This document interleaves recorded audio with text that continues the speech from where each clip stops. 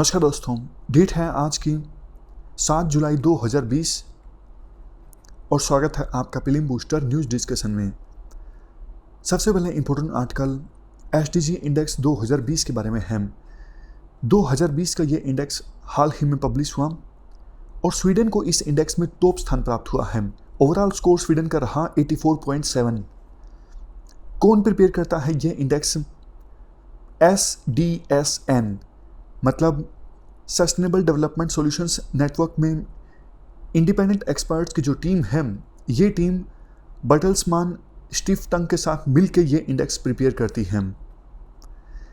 किस आधार पर विभिन्न देशों को रैंकिंग दी जाती है इस इंडेक्स में?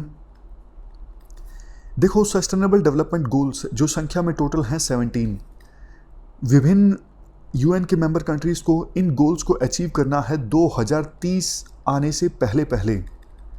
तो अभी विभिन्न देशों को कितना काम करना बाकी है इन टारगेट्स को अचीव करने के लिए, ये आधार बना के इंडेक्स प्रिपेयर किया जाता है। मतलब जो देश सबसे ज़्यादा पीछे हैं इन टारगेट्स को अचीव करने में, उस देश को सबसे पीछे की रैंक दी जाएगी। और जो देश सबसे आगे हैं, फॉर एग्जांपल स्वीडन बिल्कुल आसानी से इन टारगेट्स को अचीव कर लेगा। आप कह सकते हो स्वीडन सबसे आगे है इन टारगेट्स को अचीव करने में, सबसे जल्दी स्वीडन इन टारगेट्स को अचीव करेगा। तो सबसे पहले स्वीडन की रैंक। इंडिया की रैंकिंग कितनी है?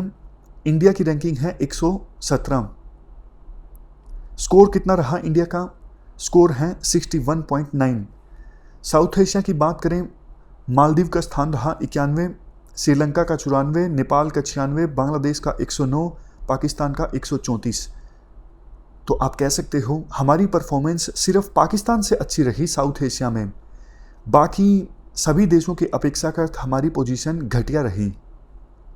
हम बात करें लास्ट में सस्टेनेबल डेवलपमेंट सॉल्यूशंस नेटवर्क की, इसको देखो सेटअप किया गया था 2012 में यूएन सेक्रेटरी जनरल की गाइडेंस में। ये जो ऑर्गेनाइजेशन है, ये सस्टेनेबल डेवलपमेंट गोल्स को अचीव करने के लिए global scientific and technological expertise को मोबिलाइज करती है। चलते हैं आगे। Next article Sakteng wildlife sanctuary के बारे में है। ये Sakteng wildlife sanctuary Bhutan में है। अभी इसलिए न्यूज़ में आई है क्योंकि चाइना ने भूटान की इस वाइल्ड लाइफ सेंचुरी पर अपना दावा ठोका है। देखो, भूटान और चाइना के बीच कोई डिप्लोमेटिक रिलेशंस नहीं हैं, लेकिन बाउंड्री डिस्प्यूट ज़रूर हैं नॉर्थ और वेस्ट भूटान के कुछ एरिया को लेके। नॉर्थ भूटान में और वेस्ट भूटान में कुछ एरिया को लेके चाइना और भूटान के बीच 24 राउंड्स की बातचीत हो चुकी है 1984 से लेके 2016 के बीच। लेकिन जब ये 24 राउंड्स की बातचीत हुई थी, कभी भी ईस्टर्न भूटान जिस पर अभी चाइना ने दावा ठोका है, इसको लेके कभी बातचीत नहीं हुई। और देखो, हैरानी वाली बात ये है, अभी चाइना ने ईस्टर्न भूटान के इस हिस्से को जो अपने मैप में दिखाया है, अभी इससे चाइना का बॉर्डर भी टच नहीं होता। यहाँ पे देखो, अरुणाचल प्रदेश से इसका बॉर्डर टच होता है, पर चूंकि आपको पता है चाइना अरुणाचल प्रदेश पे अपना दावा ठोकता है, तो चाइना ने काफ़ी आगे जाके अब ईस्टर्न भूटान के इस हिस्से पर भी अपना क्लेम ठोक दिया। बिल्कुल, अगर स्पेसिफिकली हम बात करें, ग्लोबल इन्वायरमेंट फैसिलिटी की ऑनलाइन मीटिंग ऑर्गेनाइज हुई थी, जिसमें ये प्रपोजल आया था कि इस सक्तेंग वाइल्ड लाइफ सेंचुरी जो कि भूटान में है, इस वाइल्ड लाइफ सेंचुरी को पैसा दिया जाए, इसको फंडिंग दी जाए कंजर्वेशन के लिए। बट चाइना ने इसका विरोध किया। चाइना ने कहा इसके ऊपर हमारी सॉवरेनिटी है, इसलिए इसको पैसा ना दिया जाए। अभी ये फिलहाल भूटान में है। देखो, भूटान के त्रासीगांग डिस्ट्रिक्ट में है ये वाइल्ड लाइफ सेंचुरी, जो कि ईस्टर्न भूटान में है। अभी भूटान ने इसे अपनी टेंटेटिव यूनेस्को की लिस्ट में डाला हुआ है। भूटान चाहता है कि यूनेस्को इसे वर्ल्ड हेरिटेज साइट का दर्जा दें। हम बात करें ग्लोबल इन्वायरमेंट फैसिलिटी की, ये एक ट्रस्ट फंड है जिसको इस्टेब्लिश किया गया था 1992 की रियो अर्थ समिट के दौरान। एम क्या है इस ग्लोबल इन्वायरमेंट फैसिलिटी का? एम ये है डेवलपिंग कंट्रीज़ की और उन कंट्रीज़ की हेल्प करना जिनकी इकोनॉमी फ़िलहाल ट्रांजिशन में है, ताकि वो इंटरनेशनल इन्वायरमेंटल कन्वेंशंस और एग्रीमेंट्स के जो ऑब्जेक्टिव्स हैं उनको पूरा कर सकें। ट्रस्टी कौन है इस फैसिलिटी का? ट्रस्टी है वर्ल्ड बैंक। लास्ट पॉइंट, ये facility 5 major international environmental conventions के लिए फाइनेंशियल मैकेनिज्म प्रोवाइड करती है। सबसे पहले मिनामाटा कन्वेंशन ऑन मर्करी, दूसरे नंबर पे Stockholm convention on persistent organic pollutants, तीसरे नंबर पे United Nations convention on biological diversity, चौथे नंबर पे United Nations convention to combat desertification, और सबसे लास्ट में United Nations framework convention on climate change. चलते हैं आगे। नेक्स्ट आर्टिकल विंटर डीजल के बारे में है। क्या कंटेस्ट है? हमारी आर्म्ड फोर्सेस जल्द ही high altitude areas for example Ladakh जैसे एरियाज़ में ऑपरेशंस के लिए विंटर डीजल को यूज़ करना स्टार्ट कर सकती हैं। देखो, जो ये हाई एल्टीट्यूड एरियाज़ होते हैं, यहाँ पर विंटर में टेम्परेचर काफ़ी ज़्यादा कम हो जाता है। इस वजह से नॉर्मल जो डीजल होता है उसे इस्तेमाल करना मुश्किल होता है, क्योंकि नॉर्मल डीजल के जो फ्लो करैक्टरिस्टिक्स हैं वो चेंज हो सकते हैं। तो ऐसी सिचुएशन में अगर नॉर्मल डीजल इस्तेमाल किया जाता है तो इससे व्हीकल्स को नुकसान भी पहुंचता है।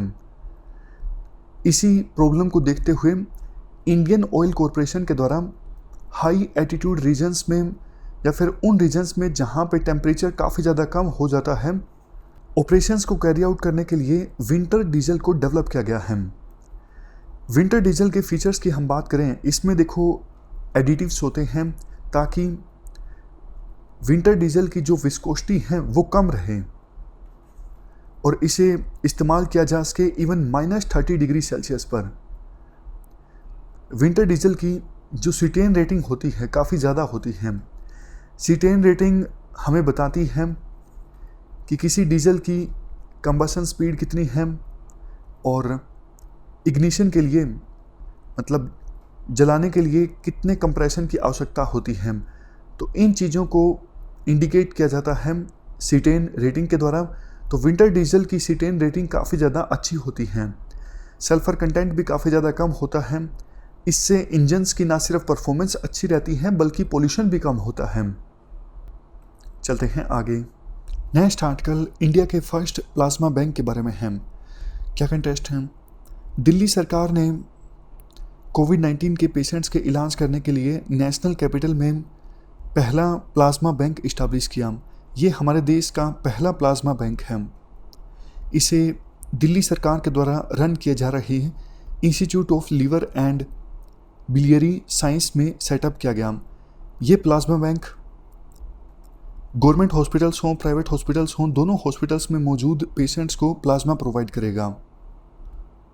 थोड़ी सी और इन्फॉर्मेशन देखो, प्लाज्मा डोनेशन में क्या होता है, सिर्फ प्लाज्मा एक्सट्रैक्ट किया जाता है। मैं आपको बताऊं, ब्लड में देखो काफ़ी सारे कंपोनेंट होते हैं। मान लीजिए ब्लड है, ब्लड में तो आरबीसी होते हैं, प्लेटलेट्स होते हैं, डब्ल्यूबीसी यानी वाइट ब्लड सेल्स होते हैं, प्लाज्मा होता है। तो सिर्फ प्लाज्मा को ही एक्सट्रैक्ट किया जाता है और बाकी सब चीज़ें जैसे आरबीसी, डब्ल्यूबीसी, प्लेटलेट्स, ये सब उसी समय बॉडी में रिटर्न कर दी जाती हैं। तो इसी वजह से हर 2 हफ्ते में एक पर्सन 500 ml प्लाज्मा डोनेट कर सकता है, लेकिन ब्लड डोनेट करना चाहिए सिर्फ 3 महीने में एक बार। डॉक्टर मना कर देते हैं अगर पिछले 3 महीने में एक बार भी किसी ने ब्लड डोनेट किया हो तो उसको ये एडवाइस नहीं दी जाती कि आप दोबारा से ब्लड डोनेट कीजिए। 3 महीने के बाद एडवाइस दी जाती है, लेकिन प्लाज्मा 2 हफ्ते के बाद पर्सन फिर से डोनेट कर सकता है। चलते हैं आगे। लास्ट में देखो एक छोटी सी न्यूज़ और भी है स्टीवियोसाइड के बारे में। हाल ही में रिसर्चर्स ने ये फाइंड आउट किया है, जब देखो स्टीवियोसाइड को एज ए कोटिंग इस्तेमाल किया जाता है नैनो पार्टिकल्स के ऊपर, तो magnetic hyperthermia mediated cancer therapy की जो एफिशिएंसी है वो इंक्रीज हो जाती है। देखो, इस कैंसर थेरेपी में क्या होता है, कैंसर की वजह से जो ट्यूमर डेवलप हुआ है उसके टिश्यूज़ को गर्म किया जाता है मैग्नेटिक नैनो पार्टिकल्स की सहायता से, और जब उन्हीं नैनो पार्टिकल्स के ऊपर स्टीवियोसाइड की कोटिंग होती है तो इस थेरेपी की एफिशिएंसी और ज़्यादा बढ़ जाती है। कैंसर ट्यूमर में जो टिश्यूज़ हैं उनके बर्न होने की, ख़त्म होने की संभावना और ज़्यादा हो जाती है। स्टीवियोसाइड है क्या? ये नेचुरल प्लांट बेस्ड ग्लाइकोसाइड है जो कि हनी यरबा के पत्तियों में मिलता है। इसे काफ़ी ज़्यादा इस्तेमाल किया जाता है नॉन कैलोरिक नेचुरल स्वीटनर के तौर पर। तो ये हमने आर्टिकल डिस्कस किया स्टीवियोसाइड के बारे में।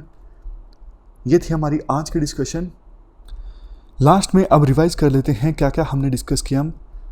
सक्तेंग वाइल्ड लाइफ सेंचुरी क्या अरुणाचल प्रदेश में है? गलत, ये भूटान में है। उसके बाद विंटर डीजल, ये इंडियन ऑयल कॉरपोरेशन के द्वारा इंट्रोड्यूस किया गया था। इसमें एडिटिव्स होते हैं लोअर विस्कोसिटी को मेंटेन करने के लिए, इसके अलावा हायर सीटेन रेटिंग और लोअर सल्फर कंटेंट को मेंटेन करने के लिए। बिल्कुल सही statement. Global environmental facility, world bank इसका ट्रस्टी है और फाइनेंशियल मैकेनिज्म प्रोवाइड करती है मिनामाटा कन्वेंशन ऑन मरकरी और साइट्स के लिए। गलत, साइट्स के लिए नहीं करती है।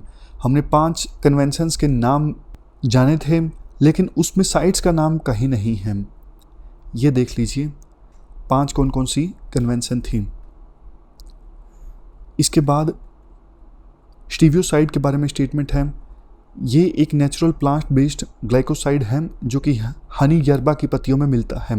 बिल्कुल सही स्टेटमेंट। एसडीजी इंडेक्स 2020 इसे रिलीज़ किया गया यूएनडीपी के द्वारा, यानी यूनाइटेड नेशंस डेवलपमेंट प्रोग्राम के द्वारा। गलत स्टेटमेंट। इसे सस्टेनेबल डेवलपमेंट सॉल्यूशंस नेटवर्क में इंडिपेंडेंट एक्सपर्ट्स की टीम ने बर्टल्समान स्टीफ्टन के साथ मिलकर। हमारी आज की इस डिस्कशन में इतना ही है। Thank you very much for discussion.